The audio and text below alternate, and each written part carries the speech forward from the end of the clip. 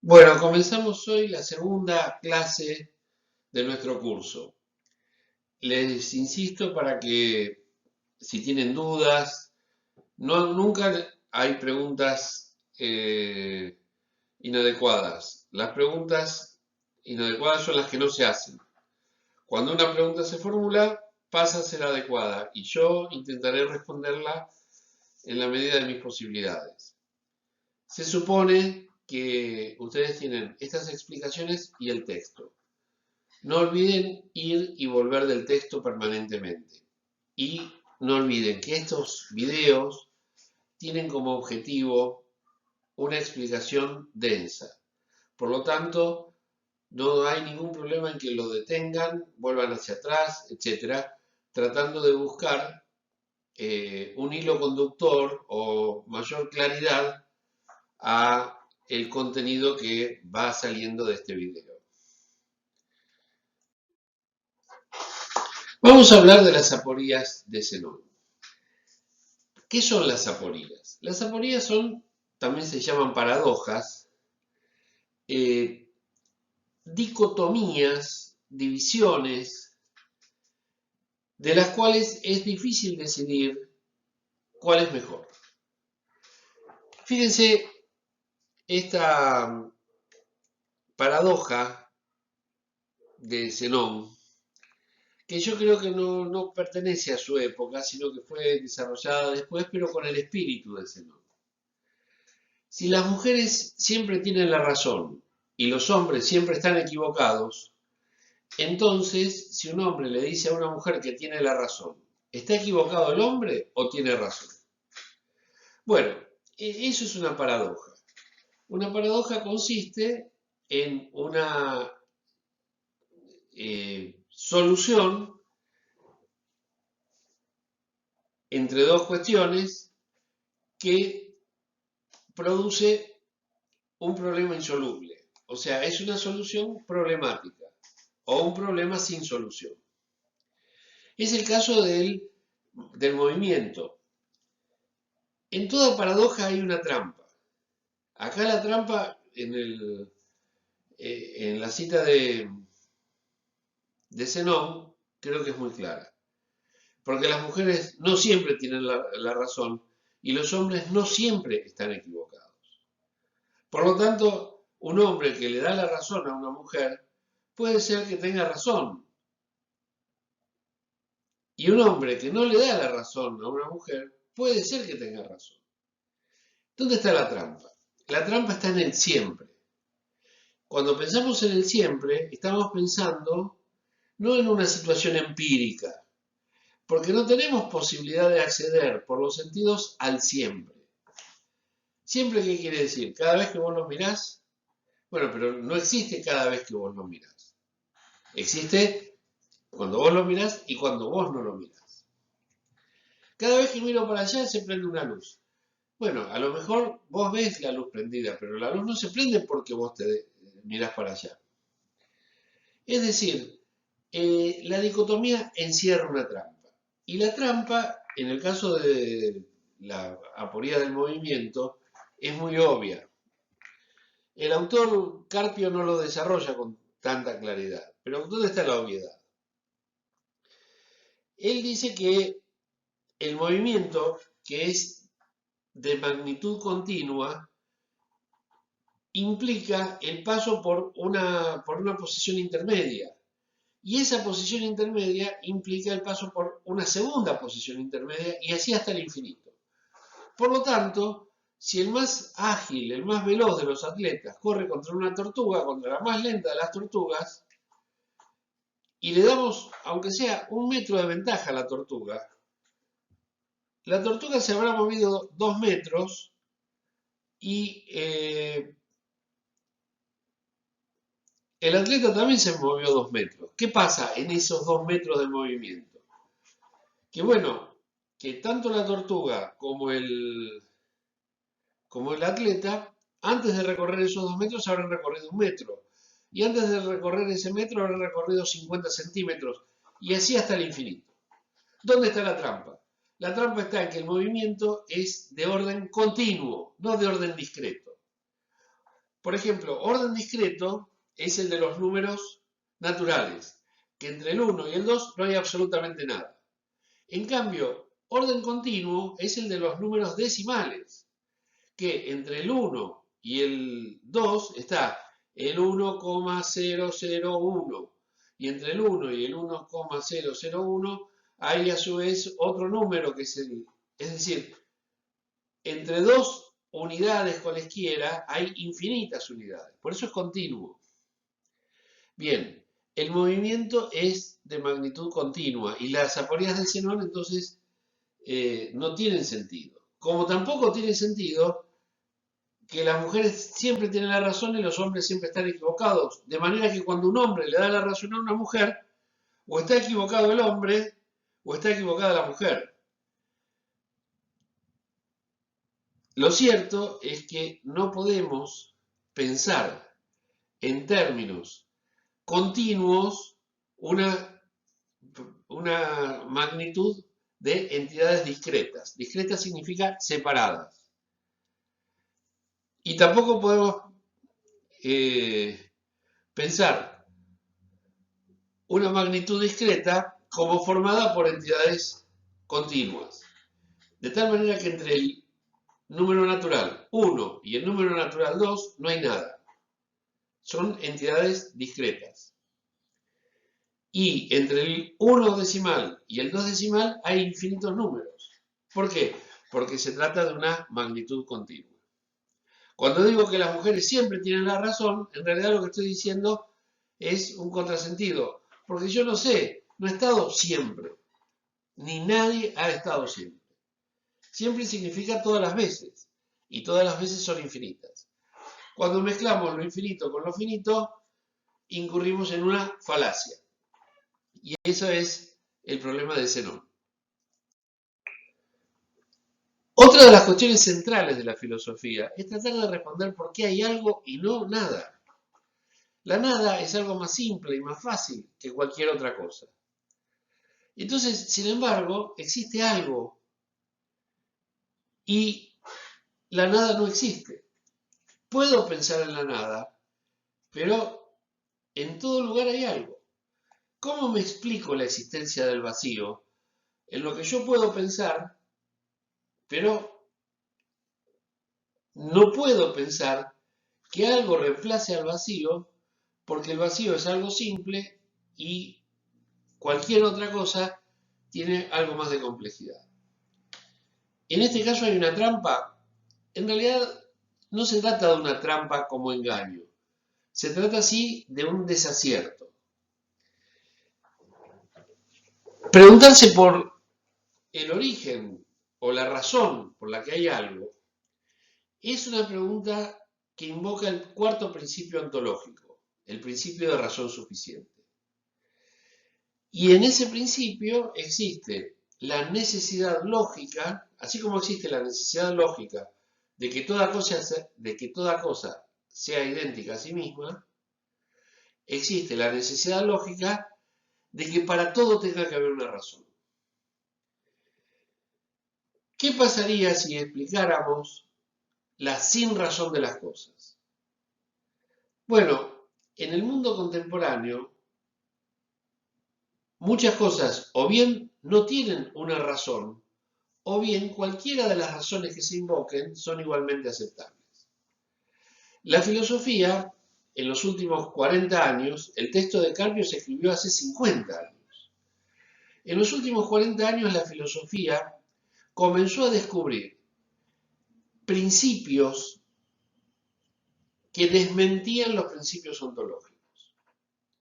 Es mi obligación enseñarles los principios ontológicos porque así está estructurado el programa. Porque se supone que a los jóvenes les resulta mucho más contenedor, mucho más aceptable la idea de que hay un orden racional que sostiene a la sociedad humana. Y que si hay irracionalidades, no es por falta de principios, sino por inconducta ética. Bueno, esa explicación es una explicación tranquilizadora. Si vos te portás bien, todo va a estar bien. Si vos te portás mal, cualquier cosa puede salir mal. Bien, la explicación del principio de razón suficiente termina siendo un principio no epistemológico, sino lógico, sino ético, es decir, moral. A esto lo vamos a ver con más detalle cuando llegue el momento de Kant, que ha elaborado una filosofía, una crítica de la razón pura y que desemboca necesariamente en la búsqueda de lo absoluto a través del deber, a través de la conducta. Bien, pero esto quedará para más adelante. Kant incluso es posterior al filósofo Leibniz, que fue el que formuló el principio de razón suficiente. Vamos a un tema un poco más sencillo, más descriptivo, más claro, que es en qué se diferencia la ciencia de la filosofía. La filosofía es una crítica universal y es un saber que aspira a no tener supuestos. ¿Qué significa tener supuestos? Significa partir de la hipótesis de que ciertos fenómenos son existentes, presentan determinados rasgos, apuntan a determinados objetivos, funcionan de determinada manera. Todo esto es un supuesto, porque justamente parto con mi observación de asumir estas hipótesis o estos supuestos. En el caso de la filosofía, según este autor Carpio, no hay supuestos. ¿Por qué? Porque de lo que se trata es de desentrañar el significado de los términos, suponiendo que los términos tengan una adecuación exhaustiva y exacta con el orden de las cosas. Por eso es que la filosofía, ya veremos qué importantes disciplinas filosóficas integran el campo del saber de la filosofía, se diferencia de las ciencias que pueden ser formales o reales. Las ciencias formales son aquellas que estudian objetos entes ideales, como los razonamientos, los números, las figuras geométricas, etc. Todos estos elementos son de carácter ideal. En cambio, las ciencias reales estudian o la naturaleza o el desarrollo del espíritu humano. Las ciencias reales, naturales, pueden ser descriptivas, como la botánica, o explicativas, como la física. La ciencia intenta explicar, pero a partir de supuestos que asume como verdaderos, pero que no demuestra. La filosofía, en su búsqueda del saber sin supuestos, no intenta demostrar, sino intenta explicar el origen, el desarrollo y lo que se llama la teleología o el destino final para el que están pensadas las cosas. Bueno, entonces, ¿cuáles son los fundamentos de la filosofía si no tienen supuestos? Bueno, la filosofía podríamos decir es una práctica discursiva que tiene como objetivo responder a alguna de las preguntas que surgen a partir de tres actitudes humanas características. El método filosófico acompaña el desarrollo de estas actitudes para darle mayor rigor y mayor control, pero el punto de partida no es un supuesto, sino una pregunta. El supuesto es una afirmación. Por ejemplo, supongamos que existe una propiedad física que se llama la fuerza. Y a partir de ahí voy a describir distintos fenómenos dando por sentado que existe la fuerza. La filosofía parte no de supuestos, sino de fundamentos. Y estos fundamentos, que son tres, el asombro, la duda y las situaciones límite, siempre tienen que ver con cuestiones, con preguntas, con actitudes, digamos, críticas. En lugar de aceptar lo que todo el mundo cree o lo que otros creen, lo critico. En eso consiste la actitud. Entonces, el asombro es la pregunta por la totalidad y por el significado de la totalidad. ¿Qué significa la naturaleza? ¿Qué significa que hace miles de millones de años hay algo en este planeta? ¿Qué significa el ser humano? ¿Y cuál es su origen?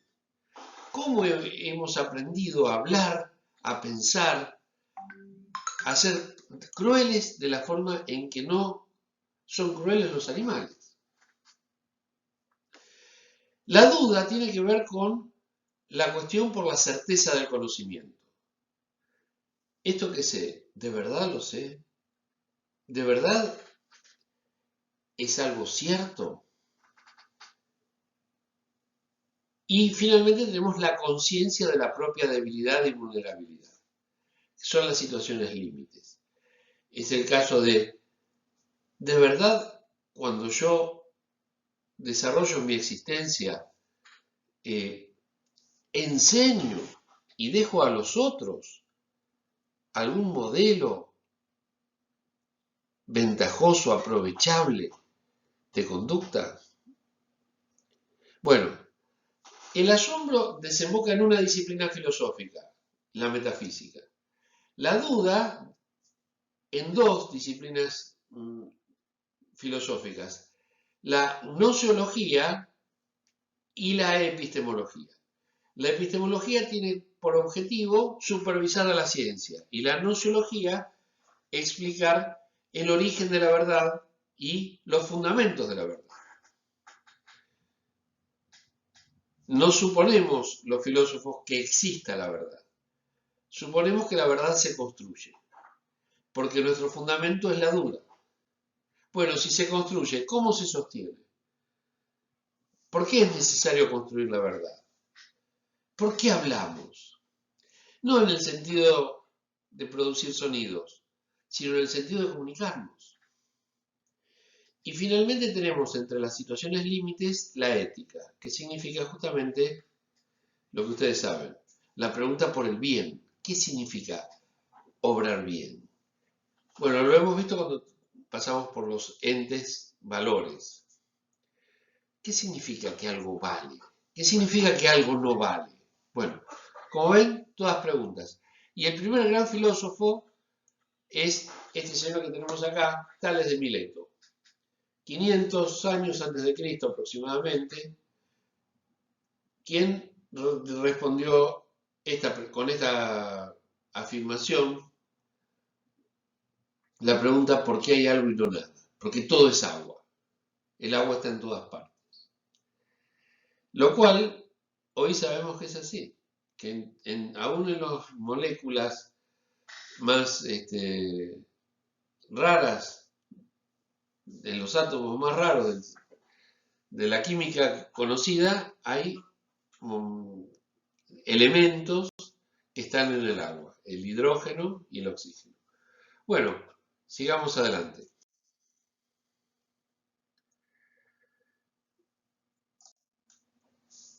Bien, ¿qué pasa con la filosofía y la historia de la filosofía?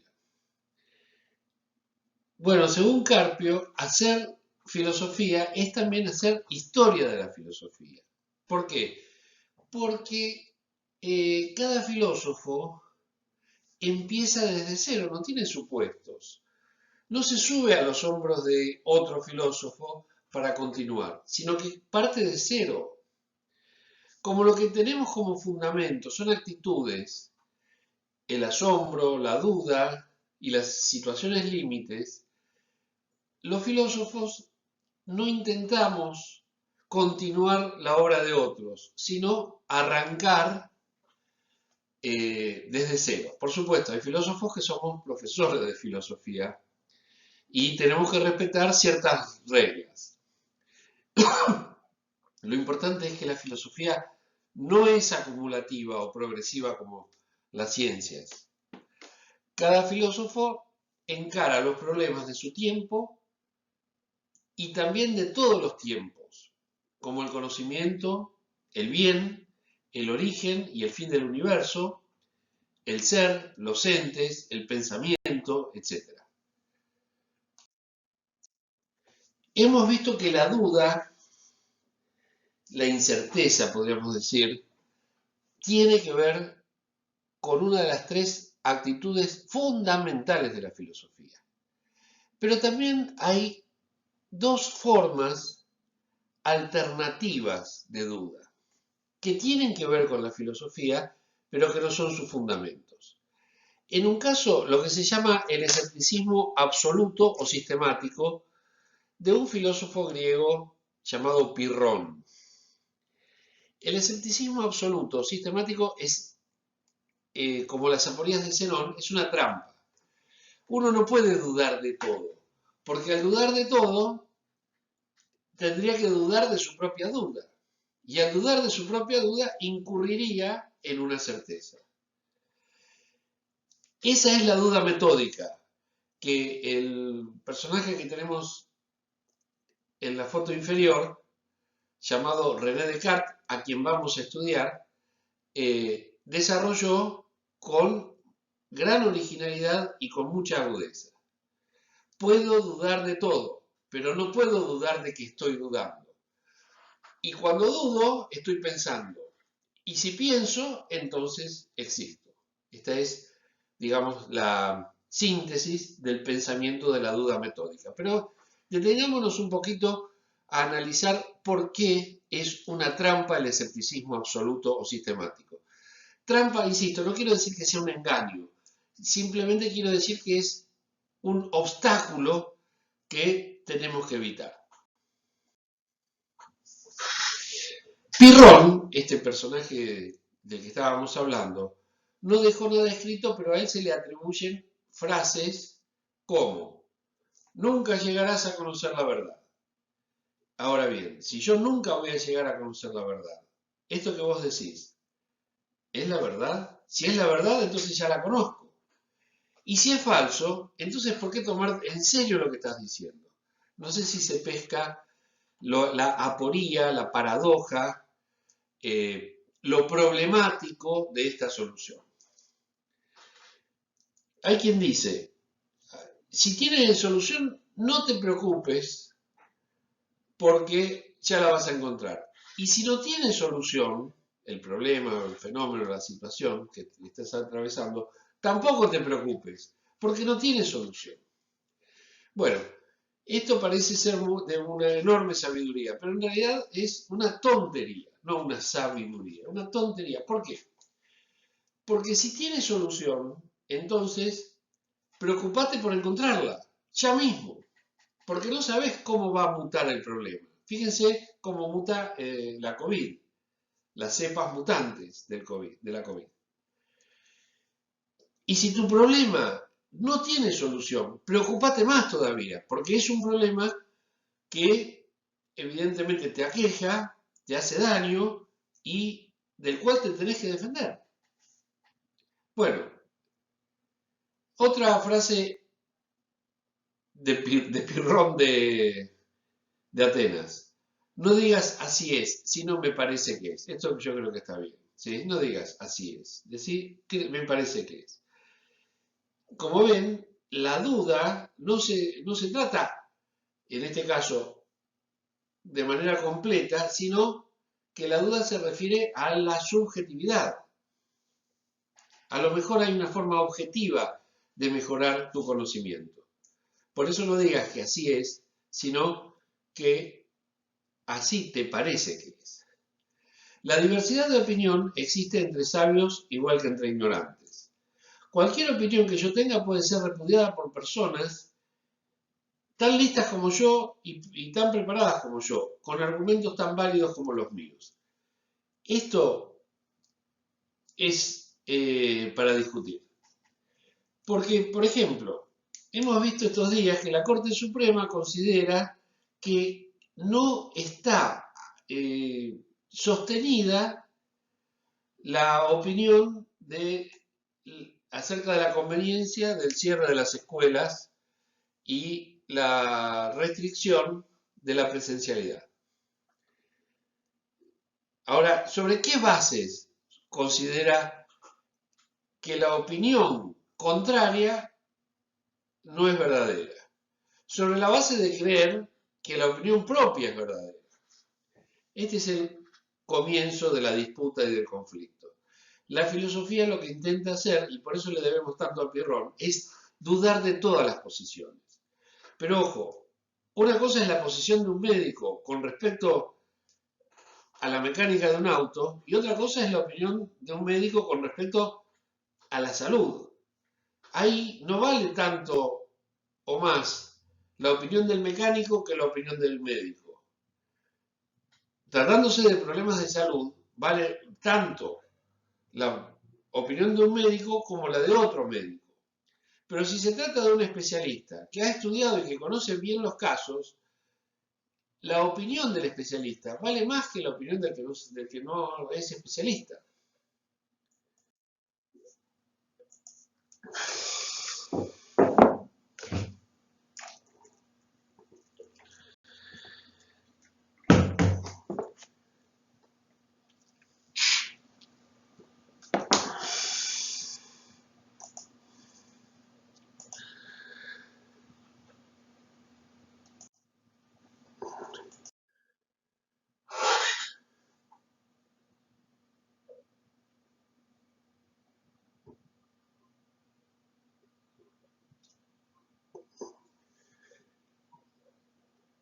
La ciencia es un saber con supuestos. ¿Y cuál es la pregunta de Leibniz?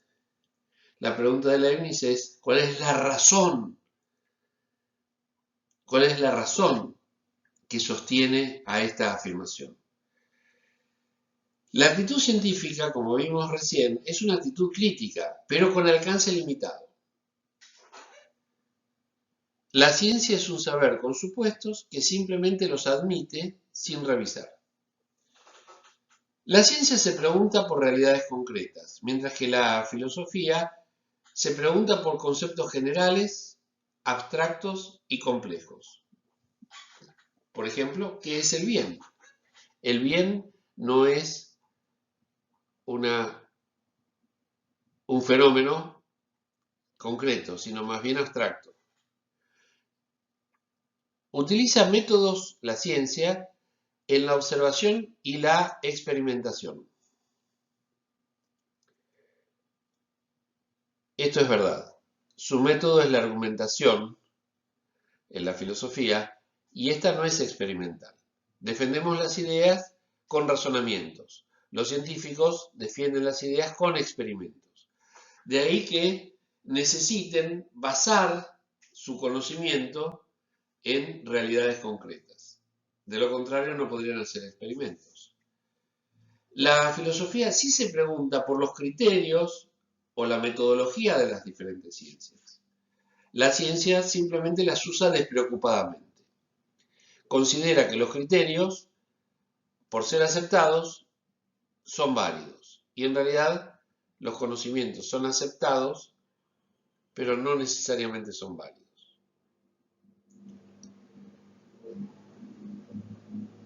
Por ejemplo, los científicos han estudiado las condiciones en las que el virus se transmite. Los filósofos estudiamos el sentido de la vida. La filosofía tiene una función social y crítica que no tiene la ciencia. La ciencia tiene una función, podríamos decir, de intervención de cara a los problemas de la producción, de la salud e incluso de la organización política de los estados.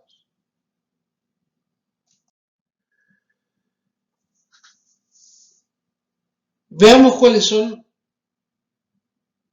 los elementos, las características de la ciencia.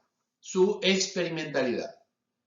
La ciencia busca la confirmación de sus hipótesis en el análisis controlado de los procesos naturales a través de los experimentos. La matematización, es decir, se utiliza el lenguaje matemático para expresar cuantitativamente leyes y teorías que establecen relaciones y propiedades entre distintos fenómenos.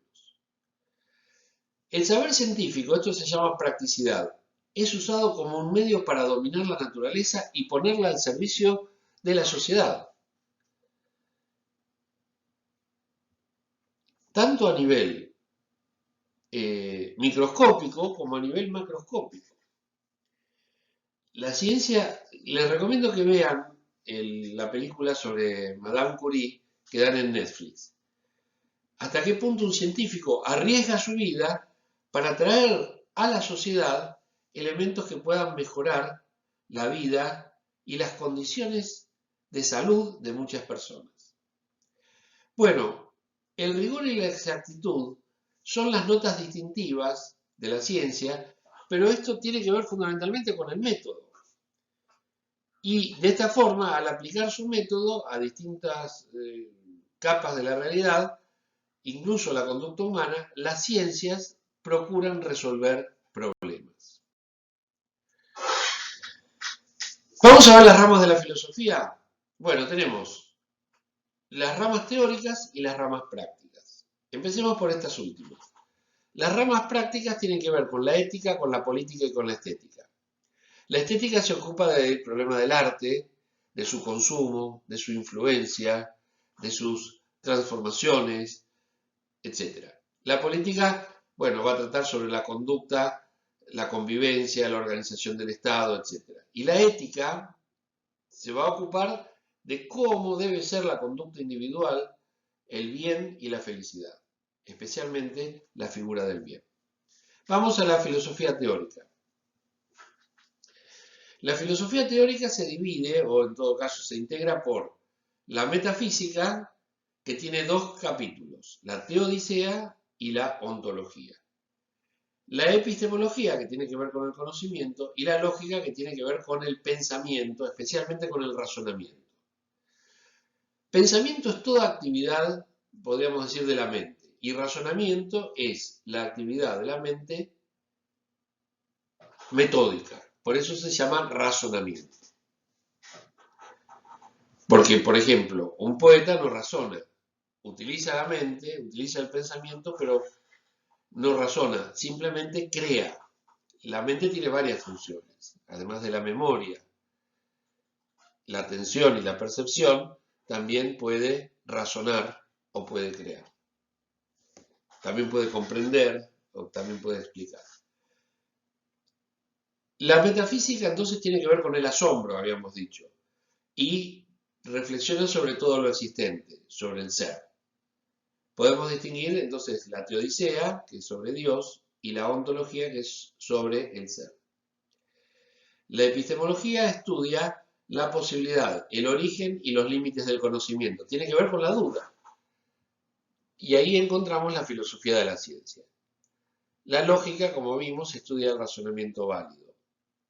De las tres actitudes de la ética, vamos a señalar desde la filosofía, las tres actividades fundamentales de la filosofía, vamos a marcar la metafísica, el asombro, la epistemología, la duda, y la ética, las situaciones límites. ¿De acuerdo?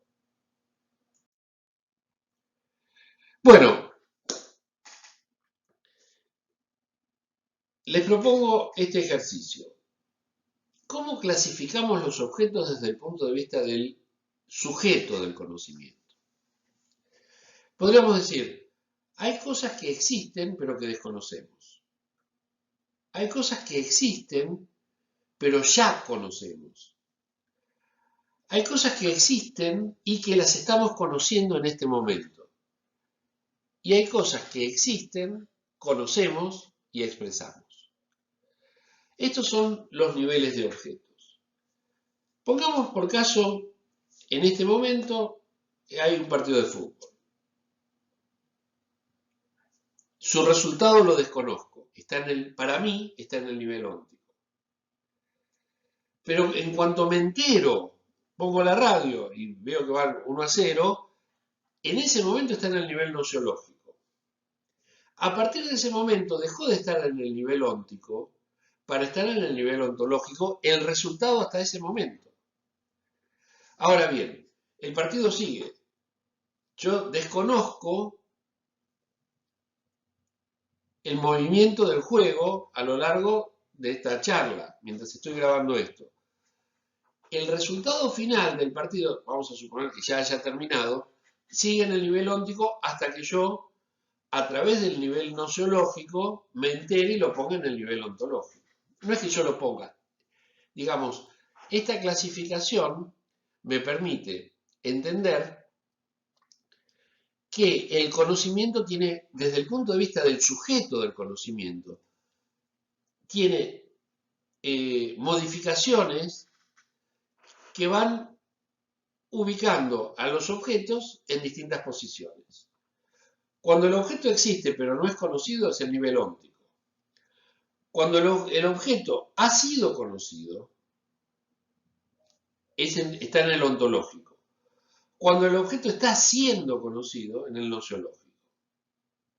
Y cuando el objeto está siendo comunicado por el sujeto, está en el nivel expresional. Esta teoría de los niveles de objetos no está en el libro de Carpio, pero yo quiero compartirlas con ustedes desde este punto de vista.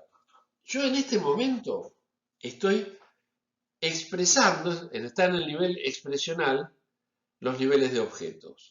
El tema, niveles de objetos. Para ustedes que están escuchando esto, están en el nivel nociológico. Pero para mí también está en el nivel ontológico, porque yo ya lo sé. Para ustedes, en cuanto lo sepan, va a estar en el ontológico. Pero hasta hace un minuto, antes de que llegara esta placa, estaba en el nivel óptico. Se los dejo para que lo planteen.